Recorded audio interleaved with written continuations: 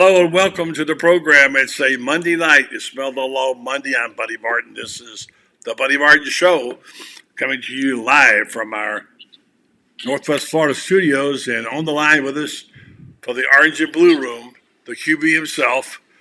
He'll tell us all about how he thinks Tim Walton's softball team is going to win the world title, among other things. Stand by. Tell your friends and neighbors. The Buddy Martin Show is now officially on the air.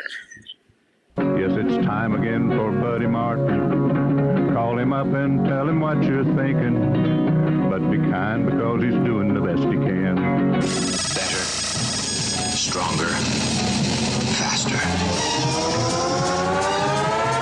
Mama says that alligators are ornery because they got all them teeth but no toothbrush. Hey, what if the voice calls while you're gone? Take a message. Bye. You ready, champ? I'm ready for this my whole life. I'm incapable of small talk. But that's why you love me, right? Kind of intimidating to be in the presence of so many great athletes.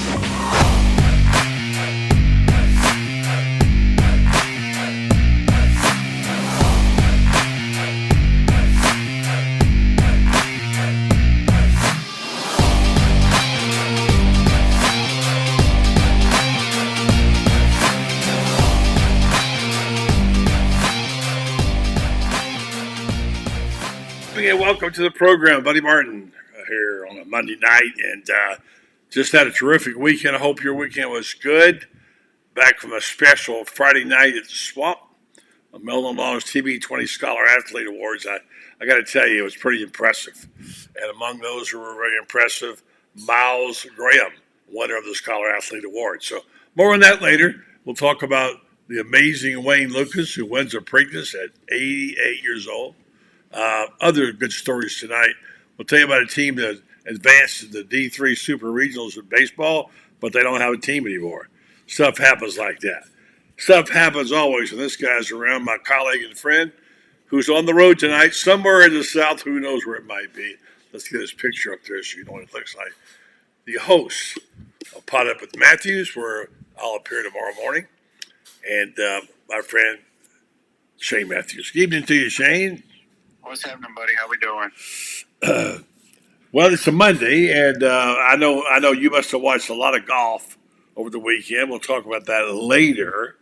But I wrote something in the text of the promotion for this show tonight, which I don't want to get too Pollyannish about it, but it feels like there's an uptick in things.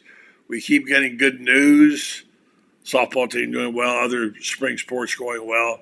The commits now got the wide receiver. The players are seeming, and they're good. They're full up.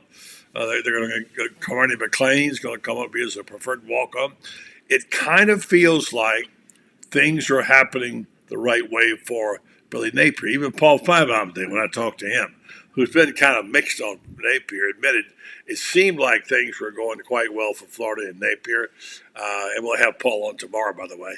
And then, it feels like they're in a good space. We know, of course, how does that translate to the field? We don't know yet. But just today, right now, Shane, you're a positive guy. How are you feeling about how things are rolling? Well, I do know this. You follow all that, the positivity things going on more than I do, buddy. But I've always liked Billy Napier. I think he's a good football coach. I think the additions and subtractions to his staff this year is going to help. It's the best roster that he's had since he's been here.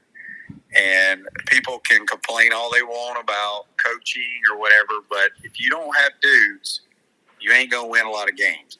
And we ain't had any dudes the last 2 years. We've had a handful here and there, but when you don't have guys that have opportunities to play at the next level, that shows the type of talent that you have on the roster. And his evaluation process has been outstanding. I trust it.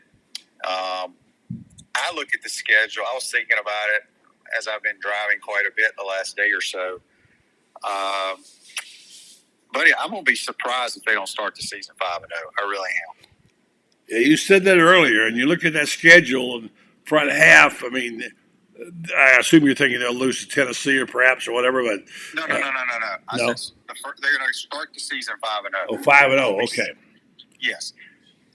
And when I really look at the schedule, there's really only 2 teams that I do not think we can beat, unless everything falls into place, and that is Georgia and Texas. Everybody else, nobody else is that scares me. I know Ole Miss is very good. They got a lot of transfers. We'll be playing them late in the year. Remember, we are 26-5 in the last 5 years at home football games. Yeah. I talked to your head coach on Friday night, and I was at an event I didn't expect to be blown away at, but I was. The Scholar Athlete Award thing was held at the Champions Club on Friday night with all the Scholar Athletes, 25 years celebrating TV20 and Jeffrey Meldon's program there. And on the dais was Coach Spurrier, among others. He spoke a little bit, and he spoke about his team believing they could win and about goal setting. You've heard this, this story many times, where Jerry Spurrier found the article in the magazine. I think it was Sidney Harris who said you have to have goals. They said, maybe we'll try that this year. So he sat down with his Duke team and said, all right, let's make some goals here now, guys. Let's don't go crazy, but keep them confidential. So they started making goals. And finally, one of the offensive linemen said, Coach, I think we can win the ACC. And, and they said, well, you think so? He said, yeah, I really do think we can win the ACC. I said, okay, let's put that down. He said he believes firmly that positivity had a big impact on that year. Because that team, I believe, was like 1-2-1 when they played Clemson, a really nationally ranked, well-coached team. And they upset Clemson, wound up won that year and winning, tied for the title in the ACC. And Coach Spurrier says to this day, without that win over Clemson, I probably wouldn't have got the head job in Florida. So attitude does matter, doesn't it, Shane? No, it definitely does. And like I've said from day one, people on your show, my show, what have you, whether they're complaining or worried about the schedule, I can promise you, I think the team reported back today, if I'm not mistaken, they're working out. They're going to do everything they can. They expect to win every game that they play. If they don't, we need to get rid of those players.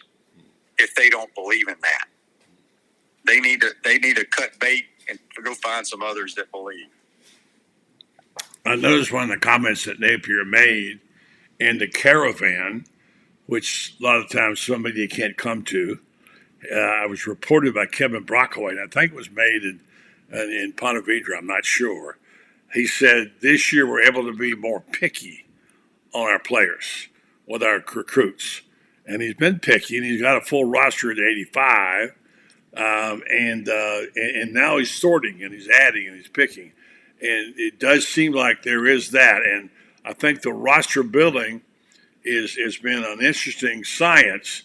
There's no question they're going to be stronger, faster, bigger, deeper. I don't know what will happen in the second half of the season, but nobody else does either. Who's to say that Lane Kiffin's quarterback won't get hurt, or that something might not happen to Georgia, whatever? Things can happen. I think the thing that Coach Spurrier taught us is you must believe in the possibilities, at least believe in the possibilities. And I think there's some of that going around without getting too happy about it. As you say, it's a difficult schedule, but you said last week, so go beat somebody, right? Well, it's difficult on paper, but you got to remember a lot of those teams that were very good last year that we're saying that are good, they've had a lot of turnover. Let's just use the team up in Tallahassee. Buddy, they're not going to be anywhere near what they were last year. They lost kind of a once-in-a-lifetime type quarterback. Obviously, you got, broken leg and play against us. And they had a bunch of guys that are playing in the NFL. They lost those guys. They will not be the same team. I can promise you that. Not with that guy playing quarterback. Nussmeier's taking over for a Heisman Trophy winner who lost 2 first-round wide receivers at LSU. They will not be the same team. They will not be as electric on offense as they were last year. There's a lot of teams that have new quarterbacks, that have new coaches in this conference, and I get the fan base, the national media looks at the schedule, but those teams are not the same teams they were last year, and neither are the Gators. Yeah, and there's so much we don't know about these teams, and they can change in a heartbeat. A couple of players here and there can change things, and they can go good and they can go bad. I heard a coach today, an administrator today for black college coaches talking on the Finebaum show about one of the problems they're having. A lot of these players are showing up on NIL bids that don't come through. The money's not real and they can't pay the bills. At some point, money is about to be a factor. It already is. Now, you think there's all those millions of dollars to be had out there. Yes, there is an opportunity, but there's just so many dollars to go around, Shane. As you know, they say they have donor fatigue from the people getting hit up all the time about more money, more money, more money. They've got to see some results. But there's opportunity here, without a question. It seems like Billy has a better grip on things. We have to see what happens on the defensive side of the ball. I was very impressed on Friday night getting to hear Miles Graham and watching him, his parents, how proud they were. He was named the Scholar Athlete for the year for the Meldon Law TV 20 deal, and his parents were there. And he has got an incredible record academically, as you know. I don't even know, 4.8, whatever it may be. He, of course, is a terrific player, and he hadn't said too much about coming to Florida. He said his dad didn't pick it for him. He picked it. Then I read some quotes that I'll share later on about how committed he is to the orange and blue. He said, it was my dream school. I never wanted to be anywhere else. That's the kind of thing we got to start hearing. And I think it's the kind of thing that helps build the roster. I believe that this guy is going to be a real big difference maker on this Florida team. Well, yeah, I mean, it was his dream school because, his dad played here and his dad was a star. There's only so many we don't have a ton of legacy kids out there playing, but they come along. But Miles Graham is the best high school football player I have seen in person outside of Derrick Henry. Wow. Well, he did say his dad told him, pick your own school. And he said he didn't try to influence him on it. And I guess he did look around. And but once he moved to Gainesville, I guess he enrolled at Buchholz. Is that right? Yeah, he played for John Hunt up in Alabama at a private school. I mean, not in Alabama, in Georgia, outside Atlanta. John Hunt, who was a player here at Florida, coach under Steve Spurrier. But they had a rule at the school, the same way at Bowles, that you cannot be an early enrollee. Mac Jones, the quarterback that went to Alabama, played his entire career from Bowles, but when it got time close to when he wanted to early enroll, he went and graduated from Mandarin High School so he could go early enrollee. Right. That's why Miles ended up at Buchholz, because he wanted to be an early enrollee. His school in Georgia does not allow it, so they decided to move down here, and he played ball at Buchholz and had a heck of a one-year run and was the best player on their team. Yeah. And like I told you, he's the best high school football player I've seen outside of Derrick Henry. I got to tell you again, I was so impressed with those young people. My wife and I sat there at the table and watched those people, the young people, go up, parade up there, and the accomplishments. And as Spurrier said, you got to think about the parents. You got to remember this to be an academic, all academic, all athletic, whatever. It takes commitment from you and your parents, discipline. Shane, you had some sons who were both good students and also played football. And like Coach Spurrier said, you forget about the parents' role in this. So as I wrote, forget about an NIL deal. When you got your son up there or daughter being recognized for their achievements on academia, their achievements as an athlete, leadership position in the school, the admiration they evoke from others, that's a big payday for the parents, Shane, right there. Well, it is. It's always gratifying to you want your kids to have chances to succeed and do their best. And, I think, it's a lot of the parent, but it's also a lot of the kid. I mean, different kids, they react different ways. We just had a few rules in my household. It's your job to be a grown-up and take a hold of what you want to do in life. And my kid was extremely smart in the Cambridge academic program and graduated from the University of Florida.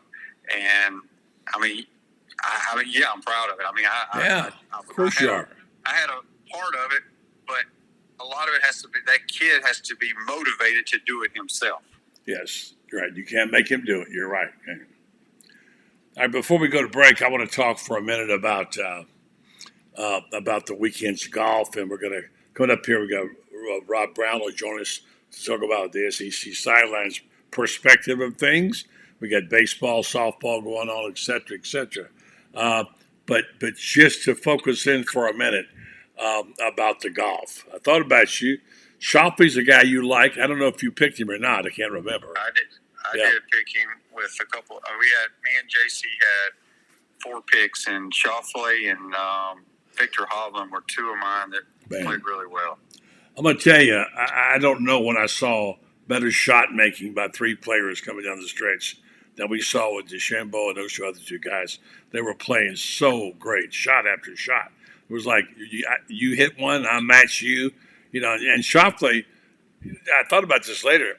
He was not only carrying the flag for himself, but for the PGA Tour. He was a PGA Tour player trying to win it, for our side, so quote unquote. But boy, I'm going to tell you, DeChambeau is scary good. And Hovland was striking the ball on the screws, Shane, wasn't he? Yeah, I mean, you saw some of the best ball strikers on the tour. DeChambeau, I've never been a fan of his. I think more people like him now. Mm-hmm. He's changed. His whole demeanor has changed. Yeah. I don't think he wants to be a part of the LIV Tour anymore, really. But he hits it a long ways. But Xander hits it just as far, doesn't swing nearly as hard, and is half his size. Yeah. DeChambeau tweaks the loft of his club. So his 7-iron is not the same as everybody else's 7-iron. His 7-iron is like a 4-iron. Yeah, it's ridiculous. But it was great golf. I'm not a fan of major tournaments being that easy. They just tore Valhalla. They made Valhalla look bad, quite honestly. But it goes to show you. I say this all the time on my show, and this takes nothing away from what Jack and Tiger and those guys did, because they're the best of all time, buddy. But nobody will convince me that the talent was spread out like it is today when those guys were in their heyday. There's no way. I mean, when Tiger's beating Bob May and Rocco Mediate and these guys, those guys were not very – they were good players. They're on the PGA Tour, but Tiger was like – I guess the way I like to compare it is it's like everybody is somewhat kind of athletic nowadays on tour, you know what I mean? Where Tiger that's true. They are. Yeah. Tiger was like the only athletic one back in the day. I'm probably not making any sense, but it's just that there's so many guys that can win week in and week out now on this tour. And still, regardless, Scottie Scheffler's the best player in the world, best ball striker. And if what happened, if it did not happen, he probably wins the tournament. That was the most bizarre thing in the world, to wake up on Saturday morning and see the guy leading the tournament was in an orange jumpsuit in jail. I've never heard of such a thing. Have you? No, it's terrible what happened. But I don't understand in today's world, because as you know, every player gets a courtesy car. They have, mapped out how they're supposed to get where their gate entrance is for the players. They have credentials. I just feel like when this accident happens so early in the morning, that the PGA Tour should have been informed. Maybe they were, maybe they weren't, by the law enforcement people. and they should have blasted it through their media, through their cell phones, so guys would know. Look, you may have to get up earlier because the traffic's terrible. I mean, some guys had to park and walk, and it took them almost 2 hours to get there. So it's a mess. I believe Scotty Scheffler because I just think he's that kind of person. And basically, they were told where they're supposed to enter Valhalla, and that's what he tried to do. But it is what it is. They'll get it all figured out. Shane, as you know, I covered golf many years and went to all those places, all those tournaments. I can tell you, I've seen when you have some of these events, like a PGA or a place on a site that's not usually a PGA Tour stop on a Sunday morning with a small 2-lane highway. I've seen many times guys grabbing their bags and running for their tee times, which is just unfortunate, but that's what happens and a lot of pressure. All right, so before we go to break, I just want to get your take now. The softball team got it done. Tim Walton's team is playing extremely well. Give me your take on the weekend and what's ahead for them. Well, they had 2 more wins that were run rules. And I thought I read we have more run rule wins this year than any team he's ever had. They're good, man. And they're playing Baylor. Baylor is an unseeded team coming in here. They were the only team did not advance. So Chalk advanced to every other regional except Louisiana was upset by Baylor. And Baylor's a good program. I mean, they've been in the World Series multiple times. But if we play the way we're capable of playing, we should win this in 2 games. Yeah, that would be nice. And all the way around, things are going well. The baseball team, they're going 2 out of 3. They're in the SEC. They still got an outside chance of making it. No, they're getting in, buddy. They're in. No, they're in the tournament? They will be in the NCAA tournament because they have the number 1 strength of schedule in all of college. Well, but that haven't officially been put in yet. No, that won't be until next Right. Sunday. No, I get that. I know there's a lot of good reasons because of their schedule, whatever. Just for you and all the other midweek people that freak out about midweek games, the game tomorrow against Vanderbilt means absolutely nothing for either team. You're talking about a game where nobody's going to want to win it because neither team can enhance their seed for postseason play, and all you're going to do is just destroy your pitching if you win games. So you're going to see teams. I'm not saying they're going to try to lose the game. They're not going to tank it, are they? I don't think either team wants to be there because it doesn't mean a thing. Because even if Florida wins out, which means we waste every pitcher, and we won the SEC tournament, we're not going to really increase our seed in the NCAA tournament. So when I tell you that we need to lose this game and get on the bus and come back home, we need to lose this game and get on the bus I hate and to come hear back home. that. I know what you're talking about, though. It's very true. So, all right. So before that, there's no way we can enhance our position in the NCAA tournament. Okay, I hear you. Okay. All right. I want to get back to the schedule again we got some comments, people coming in. Scotty Lutz says, sorry to say this, but the brutal schedule we got and no consistent improvement I've seen last season. I'm very worried about our Gators football team this year. I think our football team is in trouble. All right, that's one cry for help. I heard a guy today on Finebaum's show who had kind of a half-beat off comment about why Florida was in trouble, why they didn't have. I don't think they understand some of the transitional things that have happened with the team. I can understand why from a distance they would say it because they don't know how the defense will be better. We believe it will be. And I think a lot of good things have happened that we will might see on the field. If they come out of that first 6 games with a little bit of oomph, and win 5, let's say, and win 6, think about the back half of that season because now a lot of things come into play. And other teams they run into problems too, Shane. A pick here, a fumble there, whatever, things can happen. I don't want to sound Pollyannish, but I've just seen this before, and I've said it several times, and I'll say it again today. You think the schedule's hard now. Shane, before you started playing here, back when they were playing in the SEC, the schedule was always hard because they had 5 or 6 teams that were better than them. It's not the first hard schedule Florida ever had, but you got to be able to steal one somewhere along the way. And why are people so negative about this team? Well, because they've had a losing record the last 2 years. Your caller or listener or whatever that sent you that comment, I would tell him this: Florida cannot be any worse on defense than we've been the last 2 or 3 years. You cannot. Historically, we had a historically awful year last year. I mean, we set records. Okay, you cannot get any worse. Offensively, we're good. People do not want to believe that, but we were very good on offense. Could we have been better? Yes. Every team in America can say that. The Chiefs, who won the Super Bowl, could say, I could be better on offense. But we were one of the worst defensive football teams maybe in the history of the Southeastern Conference, and one of the worst in all of college football. They've improved on that side by bringing in some dudes in the transfer portal and changing coaches. Okay. I think we're going to be better on that side. If we are not better on defense, if we cannot pressure the quarterback and tackle people, we're not going to be very good. It comes down to the front seven on defense. I say it every year. And for the last 3 or 4 years, we've been horrible on the front seven. If we have not improved in the front seven, it's going to be another miserable year. That's how I look at the year. Fair enough. Okay.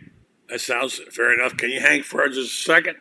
We're going to hear from the Meldon Law. Come back and get your thoughts about a couple other things here, especially the wide receiver Florida got to commit from. Stand by. Shane Matthews coming right back. Jeffrey Meldon. Jeffrey, you do a show where you ask a lot of questions. I've got one for you right now, okay, regarding how do you know whether your case is being handled right and what to do about it. In medicine, you can get a second opinion if you're not satisfied with the doctor's opinion that they have. And do you have that in law? Can you do that with lawyers? Yeah, buddy. As a matter of fact, we get quite a few calls from folks that have signed up, particularly with the big box law firms, that they do a hell of a good job of putting ads on TV. But after that, they don't really measure up to the way we try to create a client experience that's outstanding. And we're always willing to review a case and give a second opinion, just like with a doctor, because not all law firms are created equal. I guess that's the normal thing. Just go to Meldon Law, Google it, and find out, and just give them a call. And like you say, if you come in, you get to see a Meldon. You don't get shuffled off to somebody else. You get to see a Meldon, and that's good to know, because a lot of people don't know how to do that stuff, like me. And maybe you can coach us through. So Meldon Law, they won't back down. They will take your questions about your case if you have a question. Yes, whether it's a new case or an existing case, give us a call. We'd be glad to go over it with you. There's no charge to review your case with you. And a lot of times it makes good sense just to get a second opinion. Good stuff from Meldon Law. They don't back down, but they will give you a second opinion.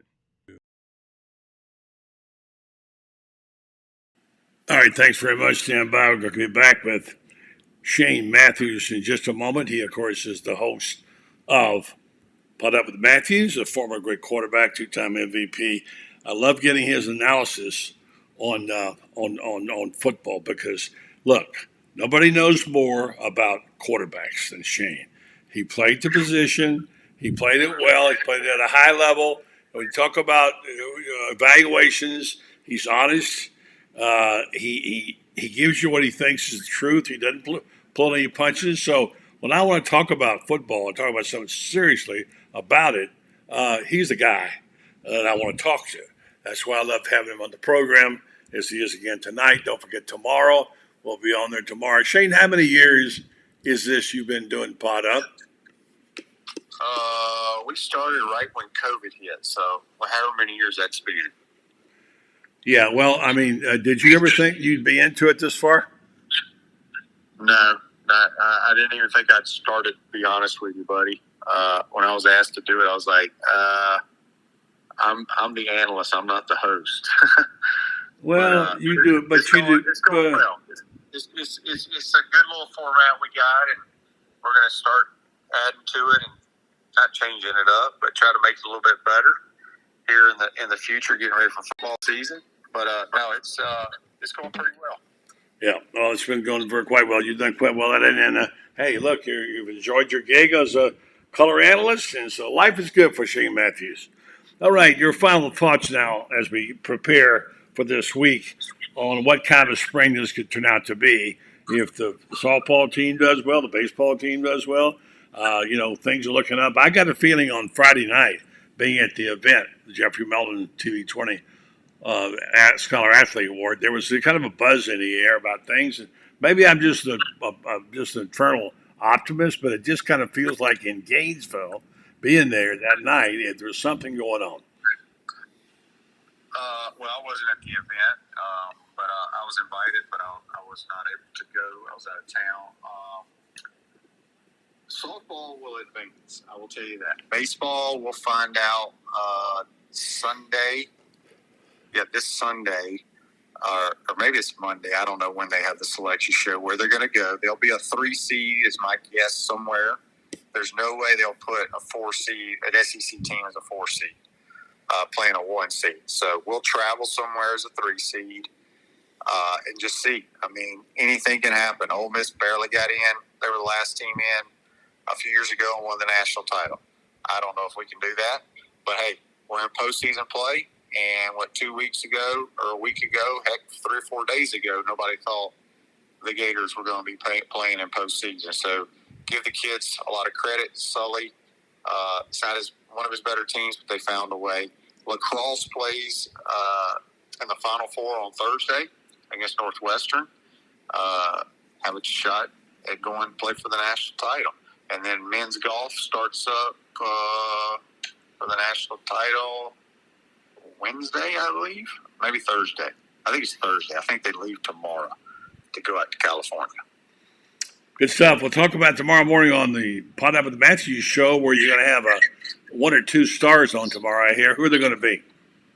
Well, Buddy Martin will be on there. He's the superstar. Oh, yeah. And then we're going to have the folks from the Fisher House, where it's a silent auction going on for the black jerseys that Billy Napier had us wear against Arkansas. All the money raised for these, I think it's 5 jerseys. They'll give us all the information. They're framed, nicely framed, with number 23, and they have commitment and all that on the back of each one. All the dollars raised are going to some military families. So it's a silent auction, and I think it ends this weekend. So we're going to have them on to tell us all about it. There's some cool photos of those. We saw some of those, some of the names on. All right, Shane, we'll talk to you in the morning. Thanks. Good job. Appreciate it. All right. Everybody. And we go from one handsome dude to another handsome dude right there, hiding behind Shane Matthews. That would be the man who finally found the link. I guess I must send it out to you too early, Franz. Wasn't there. I've checked my email? Checked spam, checked trash, checked everything, and it wasn't there. But okay, well, I have to go back. Though. All right, well, it's the same every week. Glad you got it. Glad to have you back. Thanks. How was your weekend? Busy, I know. Lots of stuff happening, as I was saying to Shane earlier. Perhaps a tweak upwards for things at Gator Nation. Some stuff going on that kind of feels good, friends. Well, the lacrosse team will be playing in the Final Four against number 1 seed Northwestern.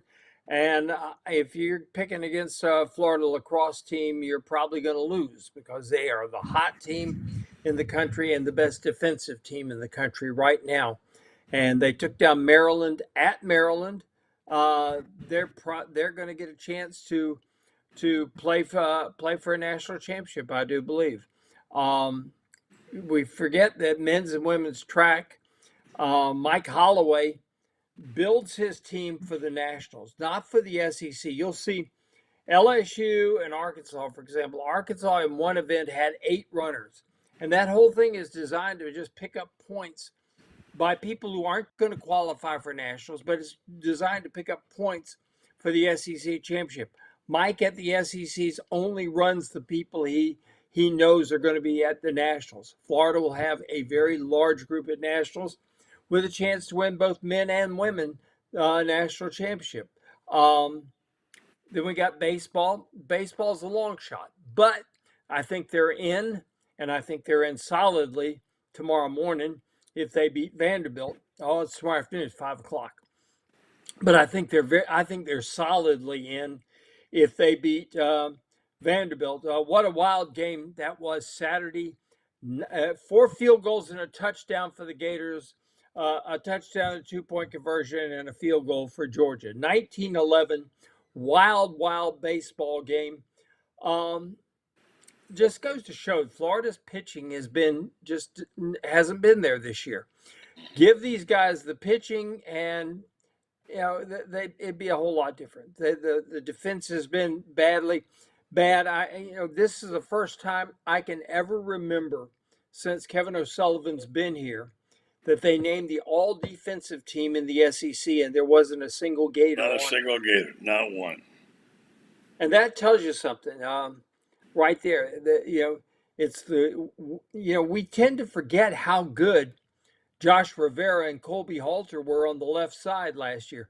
I mean, you had to hit a rocket to get it past those guys on the left side of the infield. Caglione is a Gold Glove first baseman.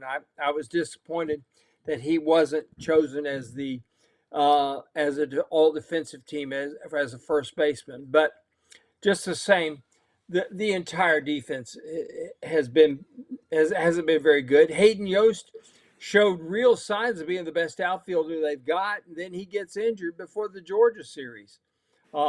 He made 2 remarkable catches in the final game against Kentucky. I mean, all in the same inning. He robbed an extra base hit and then robbed a home run. Softball. Now, I'm telling you what, buddy, that team could win it all. They really could win it all. Playing really at peak. He got to seem to peak at just the right time. Did they run rule 2 teams this past week?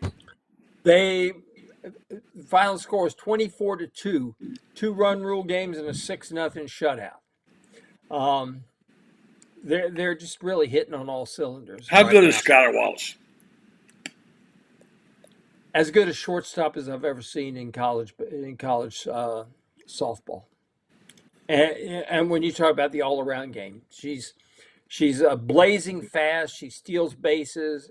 She turned a routine single into a double yesterday afternoon. It was amazing. It's a single, and yet she just rounds first, heads to second, and she's there way ahead of the throw. Absolutely amazing. She had an inside the park home run on Saturday. That was the moment the ball skipped over. The center fielder tries to make a diving catch, misses it. The ball skips over and is on the way to the fence.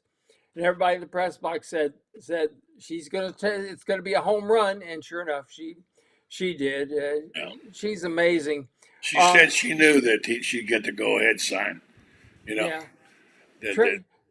Great kid from a great family. Her dad's has a construction company up in Georgia. Her mom's a special ed teacher.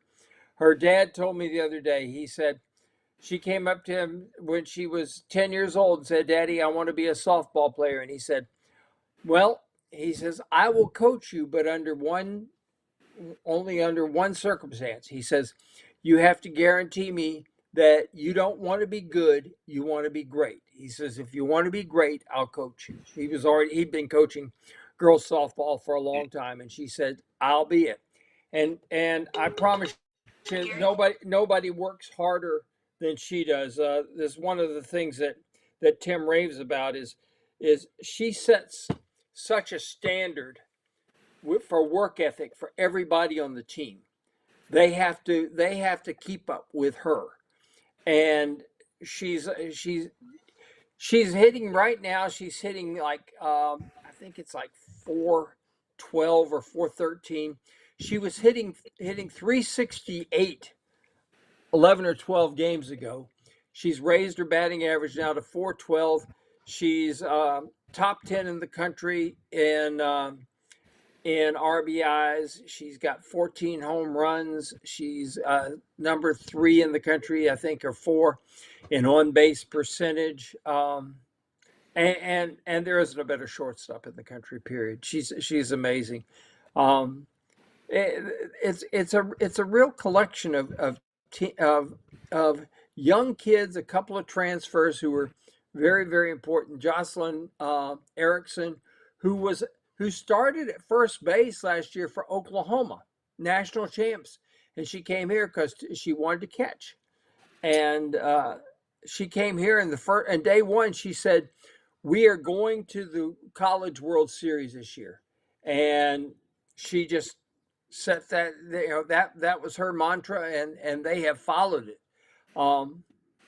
Good leadership. I wrote about that today, and I think this is kind of says a lot about them, buddy. I don't know if you read that or not.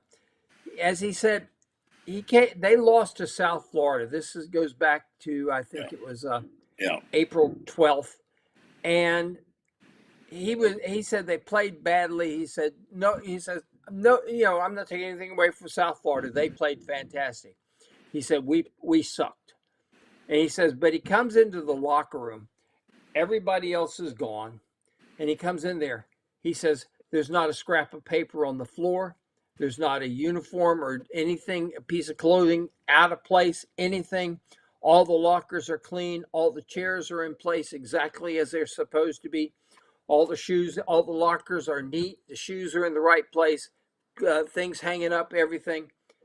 He said, that's the kind of thing, he says, it may not seem like much, but that's the kind of thing that separates good teams from great teams. He says the great teams do the little things. The great teams have the leadership and have the discipline, etc., like that. And this team has it.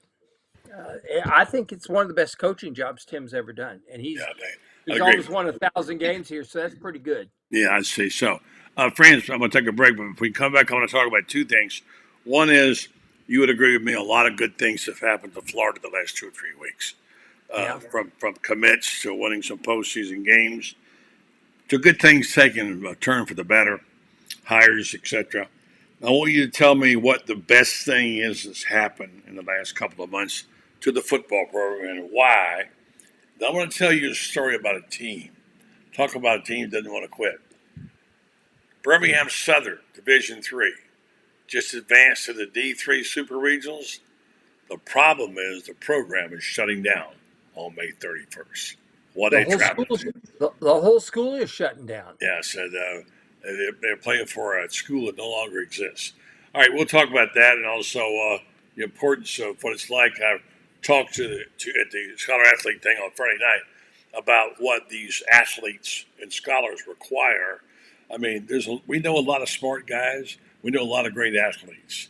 But these scholar athletes are so rare and exceptional because in addition to the athleticism and the intelligence, they have to have diligence. Think about how hard it was for us just to go to school, and then try to play sports.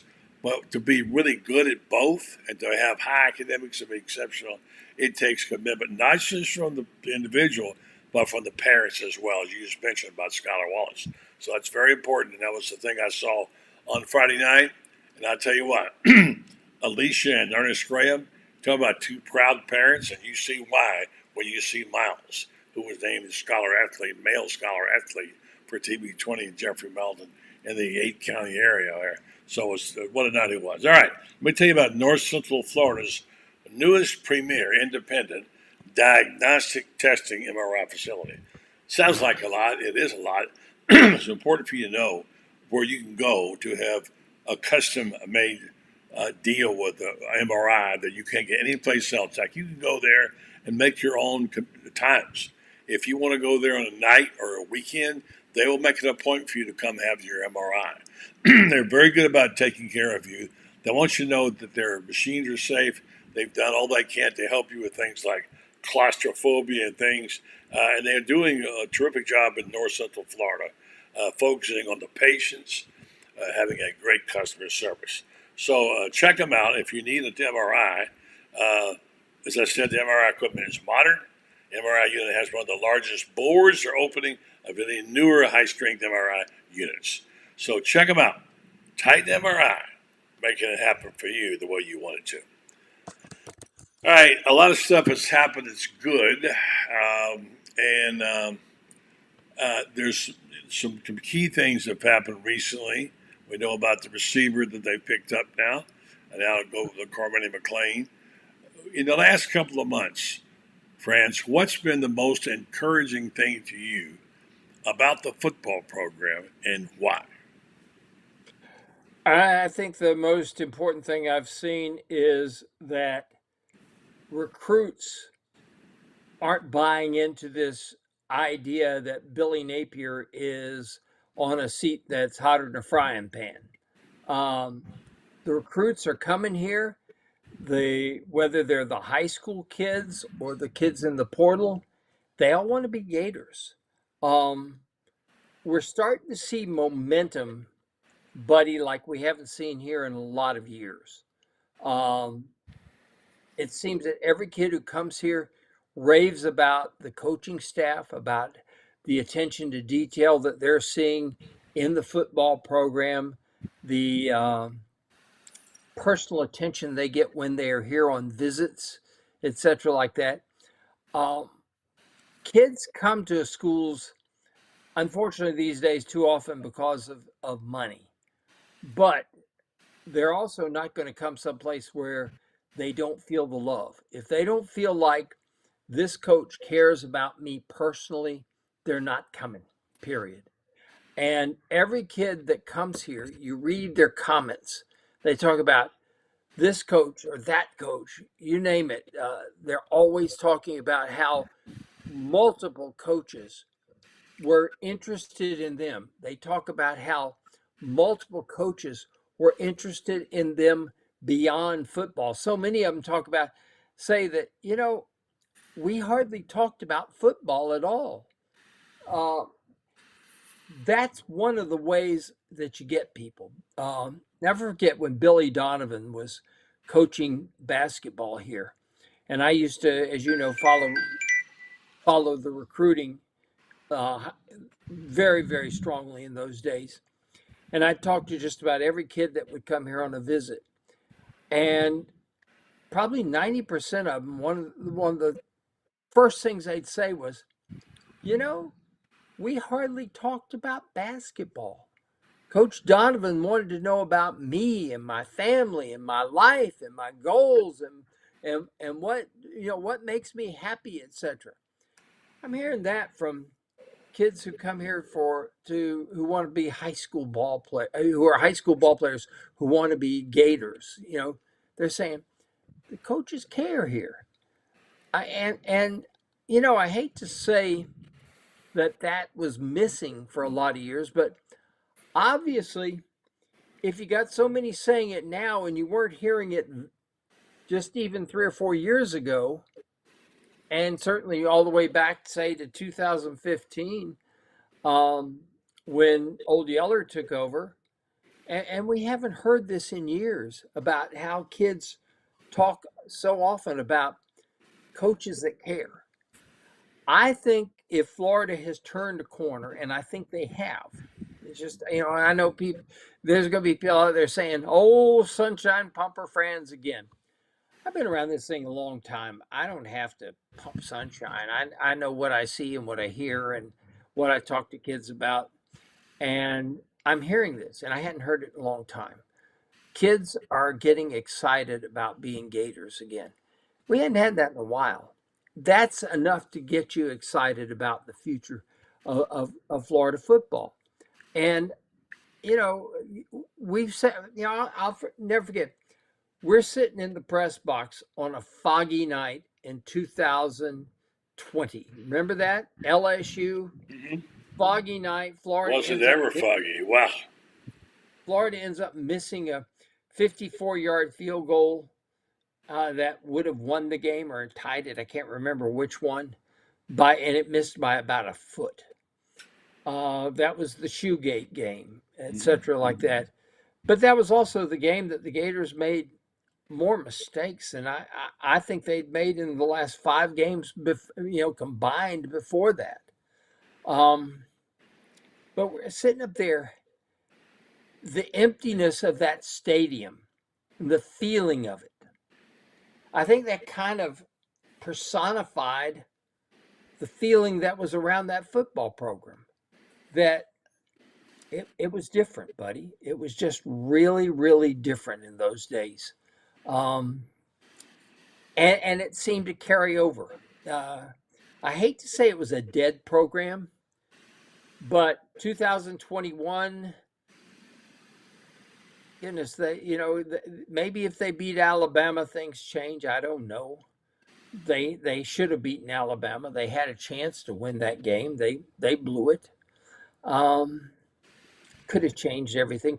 I don't know if that would have changed the trajectory of everything though, because the recruiting had fallen off so badly. 2022, it's just bad. When you give up 50 something points to Samford out here, you got to score 70 on Samford and hope and pray your defense can hold on. And we've gone through a couple of lean years as a result of this. What's happened with Florida didn't happen overnight. That's years in the making. Right. And I'm starting to feel a regeneration. I don't know. Maybe you're feeling something different. Well, you make a very good point there, and I do. And I've run the risk of being a sunshine pumper. I don't care, really, to be honest with you, what people say. I just know what I see, what I hear, what I feel. But I wanted to bring up the point that on Friday night, I can't tell you how impressed I was with some of the kids, especially Miles Graham. He talked to Zach Alberverdi in a very good interview about the fact that his dad didn't push him to be a Gator. His dad, you remember, rushed the fifth most yards. As you remember, Ernest was a heck of a player. He said he wanted it to be my decision. He didn't care where it was. What we to identify was important to me. And so he did that. So I was impressed with the comments because he hasn't said too much, I don't think. Miles Graham hasn't. His comments in this story were really impressive. He said, you talk about caring. He talked about one of the keys to him was how he was recruited by, I guess Roberts recruited him, and how he was talked about it being a person, how important it was to be a person, and you can know him as a person.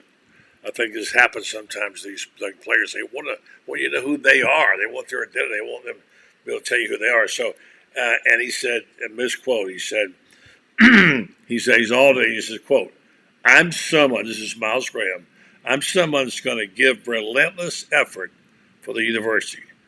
Just give it my all. He says, just growing up and watching the orange and blue and everything it represents, it just touched my heart. Everything about the university, I love it. How refreshing is that, Franz? Yeah, well, see, buddy, that's kind of like what I was just saying about. I know, that's why I brought it up to you. I agree with it. That we're seeing and hearing kids say things we hadn't heard in a long time. We haven't heard. I don't know. Recruit weekends haven't sounded very exciting. I guess maybe the best way to put it. But you hear people. I'm out and about. I meet with a bunch of guys on Thursday for lunch whenever I can, and most of these guys played sports at Florida. Jack Thompson, former player and coach, is there typically. Guy Dennis, former All-America offensive lineman. Pretty good player. You're hearing guys talk about recruiting. That, are you following who the Gators are getting? Yeah, I sure am. And they hear stuff. It's amazing how a little bit of momentum starts picking up and picking up. I think this idea of getting DJ Lagway probably was the thing that put Florida over the top and starts making it a snowball rolling downhill, picking up steam. This is a very impressive young man, not just as a football player, but as a young man, sort of like Miles Graham. I think I heard Shane 3 or 4 months ago on a show that he and I were both on with you say that this is the most impressive high school football player he's ever seen. Um, Here's a guy that he's going to play linebacker, but he might be the best running back on the team. Yeah. And certainly none of those running back genes got drowned in his pool because he comes from pretty good stock on that. Ernest Graham was a goodness, Right. talk about a guy that took the contact and just your old Timex guy took a licking and kept on ticking. He was the guy. And this is a kid that he's going to be an impactful player at linebacker as a freshman. He's such an impressive young man. He is. I mean, he's talk about a kid that's got the combination. He's got the character. He's got the legacy. He's got the legacy, the character, the academics, everything. The genes, and you watch him play, which I've seen him. Yeah. And he's got the instinct. I see a lot of kids that have obvious talent. What separates the good ones from the great ones typically are the kids who are the great ones have instincts. They just do stuff naturally that other people have to really try to do and they lead. They follow. Him. He's a leader. People will follow Miles Graham without question. Yeah. Okay, so we talked about the unfortunate thing that happened to the Birmingham school, which the school's going to close, and the baseball team who qualified for D3 are not going to make it. It's funny at a time when we're talking about money, there being so much money in college sports that on the lower end of things, it's just really, it's poverty out there for a lot of these smaller schools. Did you see the revenues report on how much each team got in the SEC and the Big Ten?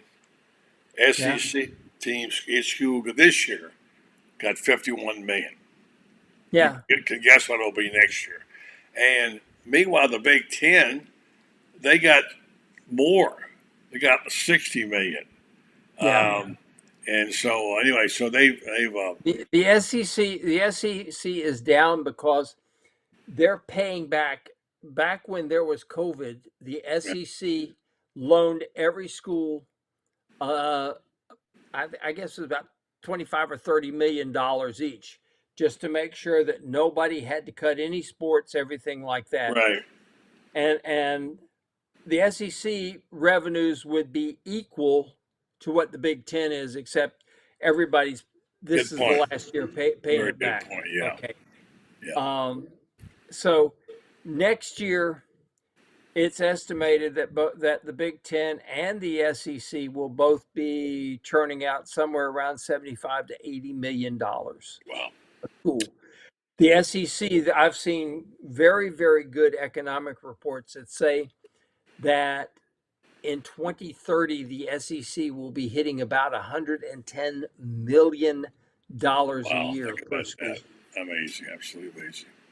All right, Francis, you have a good week, and go ahead. This is the thing. This is why schools like UCF, when they joined the Big 12 and they said, well, our revenues are going to be down when Texas and Oklahoma leave, and we're only going to get about $32 million a year. And they're saying, are you kidding me?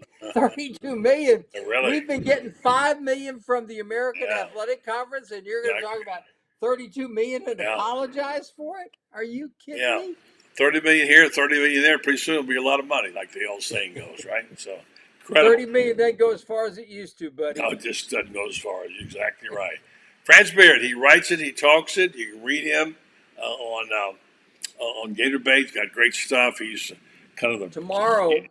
Big piece on how Billy won the portal, position by position. Okay, good. Was Florida positive, negative, with guys going out, guys coming in? Which positions were impacted the most, positively, negatively, or dead even? Oh, I look forward to that. There's nobody better writing about roster building than you. You do that great, and I can't wait just to read that story. And it's going to be a busy couple of weeks going on for us right now. When you're on with that Rob Browne guy again, next time you see him, tell him not to forget when he makes a date to be on his show. He was supposed to be on tonight. He apparently spaced it. So we'll have to get in a little business about that. Well, Steve, as the Steve Miller band wrote once, he's a space cowboy. Yeah. You know? Tomorrow we're going to have Paul Finebaum. We had an interview with him today. We didn't get a chance to get it on the air tonight, but we will tomorrow night. And Francis, thank you so much for everything you do for us and for University of Florida, for the Gators, and for Gator Bait. Thanks. All right, folks, I want to wind the program up with a comment about our good friends at WrenchStar. They're such special people, what they do in our community in Ocala, and also in looking out for our health. They want you to understand the importance of clinical trials. They've been doing them for a long time, since 1990. I think I remember there are over 700 of them they've done.